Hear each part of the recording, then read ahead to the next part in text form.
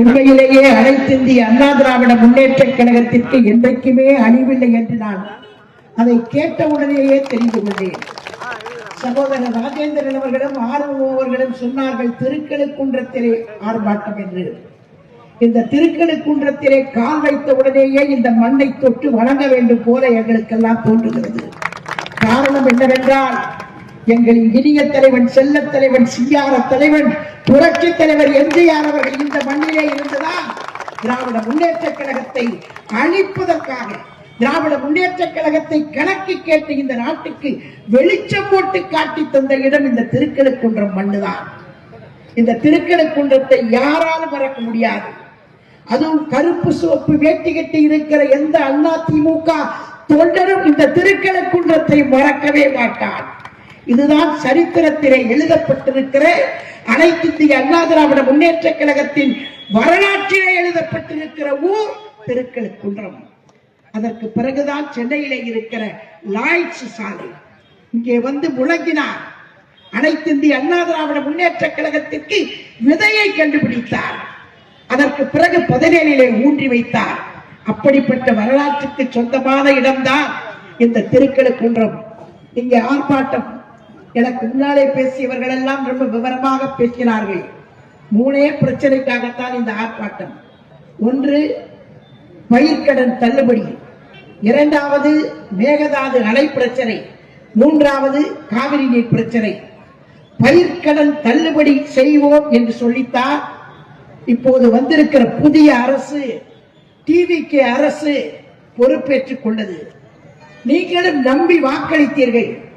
ஆட்சிக்கு வந்தவுடனே முதல் கையெழுத்து போட போகிறார் இப்ப வந்திருக்கிற முதலமைச்சர் அப்படின்னு நீங்க எல்லாம் நினைச்சிருப்பீங்க. ஆனால் முதல் பட்ஜெட்லயாவது சொல்லுவார்னு பார்த்தீங்க. அந்த பட்ஜெட்லயும் சொல்லல. வேளாண்மை துறைக்குன்னு ஒரு பட்ஜெட் போட்டார். அந்த பட்ஜெட்லயாவது சொல்லுவார்னு பார்த்தா சொல்லல. பயிர்க்கடன் தள்ளுபடி செய்யப்படும், நாங்கள் ஆட்சிக்கு வந்தால் என்று உறக்க டயலாக் பேசினார். ஆனால் இப்போது டயலாக்கே வரல. டயலாக் பேச முடியல. பயிர்க்கடன் தள்ளுபடி இல்ல. தள்ளுபடியை பத்தி சொல்லவே இல்லை. அவங்க சொன்னது என்ன? 5 ஏக்கருக்கு குறைவா வச்சிருக்கிறவங்க கூட்டுறவு சங்கத்தில் கடன் வாங்கினா தள்ளுபடினாங்க. இன்னைக்கு பண்ணிருக்காங்களா? அது மட்டும் இல்ல, 5 ஏக்கருக்கு மேல வச்சிருக்கிறவங்களுக்கு தள்ளுபடினாங்க. ஆக 5 ஏக்கர் மேல வச்சிருந்தவங்களுக்கு தள்ளுபடி இல்ல, 5 ஏக்கர் கீழே வச்சிருக்கிறவங்களுக்கு தள்ளுபடி இல்ல. அந்த தள்ளுபடிக்கு சில விதி வச்சிருக்கிறாங்க. 1 வருஷத்துக்குள்ள கடன் வாங்கி கட்டியிருந்தா தான், இல்லைன்னா இல்ல. அதுவும் இல்ல. எங்க போவாங்க? பயிர் வைக்கிறது என்ன சாதாரணமான விஷயமா? அந்த எடப்பாடியார் தான் அடிக்குறதே சொல்லுவார், நான் விவசாய குடும்பத்திலே இருந்து வந்தவன், நான் ஒரு விவசாயி, எனக்கு விவசாயத்தை பற்றி முழுமையாக தெரியும் என்று அடிக்குறதரை சொல்லுவார். இங்க விவசாயம் செய்யக்கூடிய விவசாயிகள் வந்திருக்கிறீர்கள்.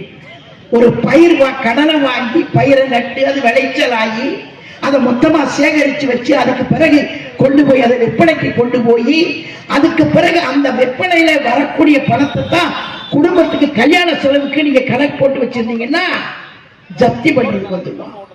கடனை கட்டலைன்னா அதுதான் இன்னைக்கு தமிழ்நாட்டில். அதுக்குத்தான் இன்னைக்கு உத்தரவாதத்தை கொடுத்திருக்கிற அரசு டிவிகே அரசு. தள்ளுபடி பண்ண முடியல. ஏன்னா ஏற்கனவே இந்த அரசாங்கம் கடல்ல ஓடிட்டு இருக்கு. ஏற்கனவே இருந்த அரசாங்கம் கடனை வச்சுட்டு போச்சு.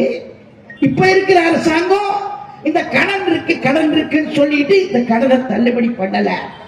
அதை கண்டிச்சுதான் விவசாயிகள் சார்பாகத்தான் இங்கே ஆர்ப்பாட்டம் நடைபெற்றுக் கொண்டிருக்கிறது. அதே போல மேகதாது அணை கட்டவே கூடாதுன்னு சொல்லி உச்ச நீதிமன்றம் தீர்ப்பு சொல்லியிருக்கு. உச்ச நீதிமன்றத்தில் தீர்ப்பு பெற்று தந்தவர் எங்கள் அன்னை புரட்சி தலைவி அம்மா அவர்கள். தீர்ப்பை பெற்று தந்தவர். மேகதாது அணை கட்டுவதற்கு பக்கத்திலே இருக்கிற மாநில அரசுகள் ஒப்புதல் பெற்றது பிறகுதான் நீங்க அணை கட்டணும் அப்படின்னு சொல்லி அதில் ஒரு வரி இருக்கு. ஆனால் கர்நாடக சர்க்கார் நாங்க அணை கட்டுவோம் மிரட்டிட்டு இருக்கிறாங்க. அது அணை கட்டினா இங்க குடிநீர் ஆதாரம், விவசாயத்துக்குரிய ஆதார கணக்கு அத்தனை போய்விடும். மேகதாது அணை கட்டுவதை தடுத்து நிறுத்த துப்பில்லாத அரசு தான் இந்த டிவிக்கு அரசு. நான் ஒரே ஒரு கேள்வி கேட்கிறேன். இந்த நாட்டினுடைய முதலமைச்சரை நீங்க ஆட்சி வச்சிருக்கீங்கல்ல, அரசாங்கம், அதுல மந்திரி அவருக்கு உட்கார்ந்து இருக்கிறாரு. காங்கிரஸ் கட்சி மந்திரி உட்கார்ந்து இருக்கிறாரு. நாடாளுமன்ற உறுப்பினர் ஒருத்தர் உட்கார்ந்து இருக்கிறாரு ஆட்சியில, கூட்டணி மந்திரி சபையில. உங்களுக்கு தைரியம் இருந்தா வசனம் பேசுறீங்களே, வேலையில இப்படி எல்லாம் டைலாக் ஆக்ஷன் பண்றீங்கல்ல. நான் ஒரே ஒரு கேள்வி கேட்கிறேன், இங்க இருக்கக்கூடிய விவசாய பெருங்குடி மக்களை வச்சு கேட்கிறேன். இந்த விஸ்வநாதன் கர்நாடகத்தில் நடக்கிற ஆட்சி உங்க ஆட்சி தான், காங்கிரஸ் ஆட்சி தான். நீ போய் பேசி கர்நாடகத்தில் இருக்கிற மந்திரி சிவகுமார் கிட்ட தண்ணியை வாங்கிட்டு வந்து கொடுத்தேன்னா நீ இங்க மந்திரி, இல்லைன்னா எந்திராங்க சொல்ல முடியுமா? கூட்டணியில இங்க மந்திரியா காங்கிரஸ், ஆனா மேகதாது அணை கட்டி வைக்கிற காங்கிரஸ் கர்நாடகத்தில் இருக்கு. நான் கேட்கிறேன், இதை திருட்டு களவாணி கூட்டமா, இதெல்லாம் திருட்டு கள்ளக்காலரா? இது இங்க வந்து சொல்றீங்க காங்கிரஸ் கூட்டணியில, அந்த காங்கிரஸ் ஆட்சி அவன் மேகதாதுல அணை கட்டுவேன். அதை விட கேவலமா ஒரு முதலமைச்சர் செய்தி வந்துருச்சு வெளியில, நான் கர்நாடகத்துக்கு போய் நேர போய் சிவகுமாரை பார்க்க போறேன்னு சொல்லிட்டு அவன் என்ன சொல்லிட்டான், அங்க இருந்து நீங்க வராத, நீ வந்து என்ன பெரிய பிரச்சனை ஆயிடு, வராத, 2 மாநிலத்துக்கு மோதல் வந்துடும் அப்படின்ட்டான். நான் கேட்க விரும்புறேன், ஒரு சின்ன விஷயம். இங்க கூட்டணி மந்திரி சபை, அங்க ராகுல் காந்திய பாக்குறீங்க, சோனியா காந்திய பாக்குறீங்க, மல்லிகார்ஜுன கார்கேவை பாக்குறீங்க, காங்கிரஸ் கட்சியில் இருக்க எல்லாரையும் பாக்குறீங்க. ஏன் சோனியா காந்தி கிட்ட சொல்லி சிவகுமார கூப்பிட்டு, என்ன தமிழ்நாட்டில் கூட்டணி மந்திரி சபைக்கு அந்த இடம் கொடுத்துருக்கிறான், நீ அணைய கட்டுறதை நிறுத்துக்கடா அப்படின்னு சொல்லலாம்ல. ஒரே வார்த்தை ஏன் முடியல?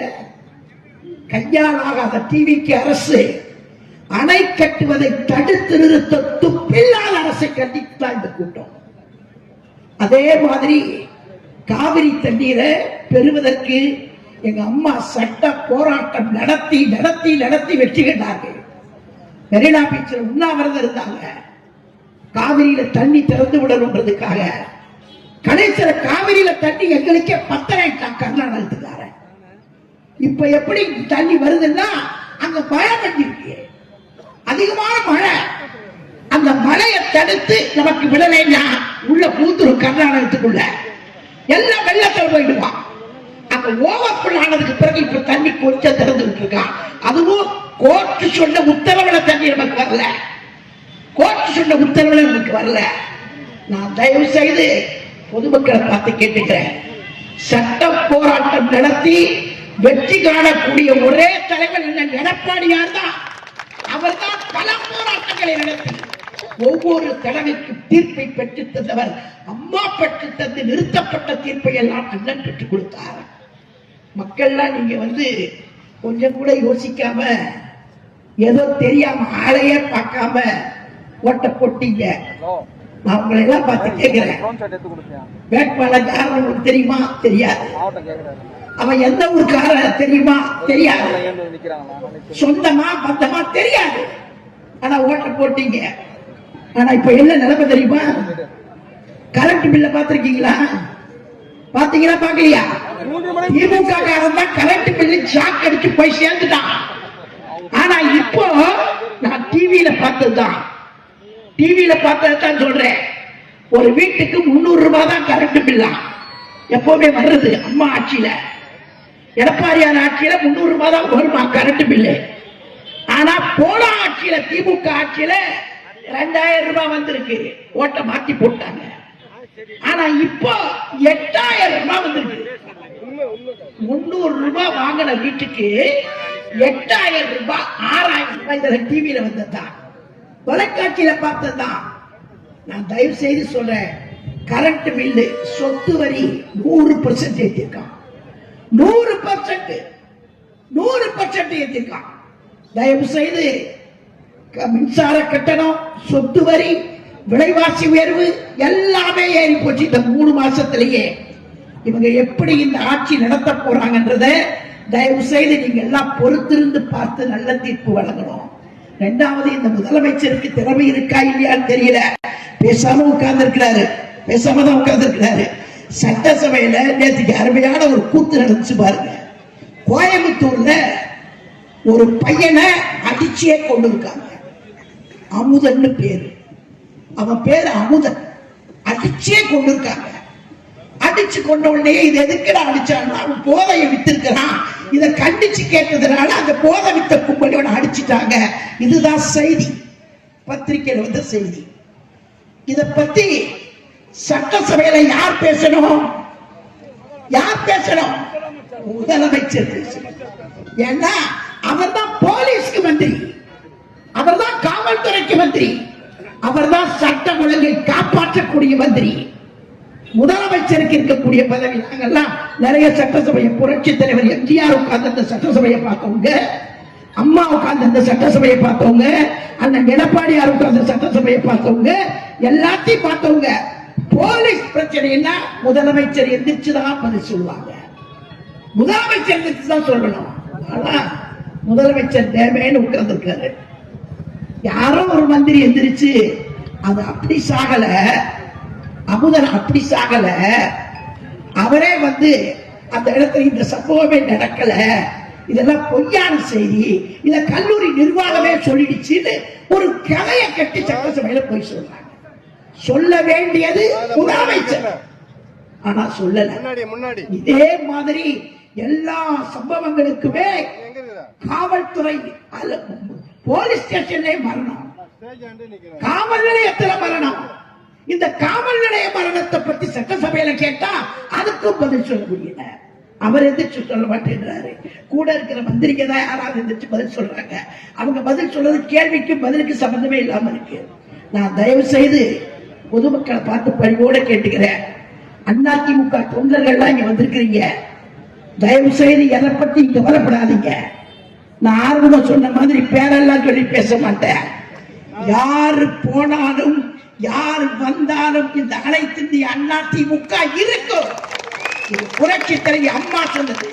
எனக்கு பிறகு கூட 100 ஆண்டு காலத்திற்கு மேலாக இந்த கட்சி இருக்கும் சொன்னாங்க.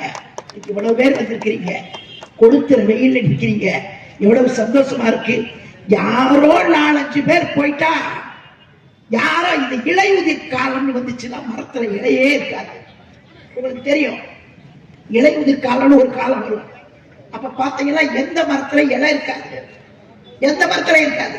ஆனா கொஞ்ச நாள் கழிச்சு பாத்தீங்கன்னா அது வேர்ல இருந்து துளுக்க ஆரம்பிச்சிடும். துளுக்க ஆரம்பிச்சுட்டா பழிச்சு பழிச்சு பழிச்சு பழிச்சு நல்ல பச்சை பசேன்னு இருக்கும். அதுதான் அனைத்து இந்திய அதிமுக. பார்க்கிறதுக்கு உங்களுக்கு இந்த கட்சி அழிகிற மாதிரி நினைச்சுக்காதீங்க. புரட்சி தலைவர் எம்ஜிஆர் பெயரை, புரட்சி தலைவி அம்மா பெயரை, அண்ணன் எடப்பாடியார் பெயரை சொல்லக்கூடிய கடைசி தொண்ட